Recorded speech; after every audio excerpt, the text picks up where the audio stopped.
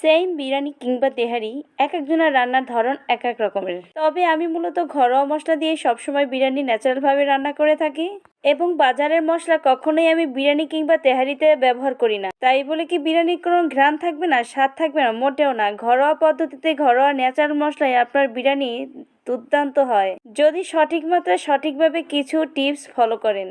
তবে আর সকাল সকাল বিরিয়ানি রান্না করতে চলে আসলাম, কারণ সকালবেলায় আজকে বাচ্চার টিফিনেতে আমি আজকে বিরিয়ানি দেবো। দেখা যায় বাচ্চাদের টিফিনেতে আমি মূলত ভাতই দেই। এখন সবসময় তো আর ভাত দেওয়া যায় না, তাই ভাবলাম আজকে যেহেতু ওয়েদার একটু ঠান্ডা ঠান্ডা, তাই একটু বিরিয়ানি রান্না করে দিই, ছেলেটাও খুশি হবে।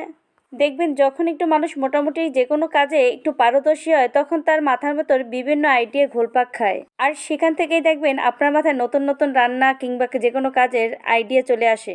এরপর বিরিয়ানিতে একটু ঘি দিয়ে দিলাম, আর ঘিটা তো একটু মাস্ট দিতেই হয়, তাহলে সুন্দর একটা স্মেল আসে। এবং পরবর্তীতে কিন্তু আমি কেওড়া জল দিয়ে দিয়েছি, আর কেওড়া জল তো মোস্ট একটা ইম্পর্টেন্ট, এটা বিরিয়ানি কিংবা তেহারিতে আমরা বরাবর সবাই দিয়ে থাকি।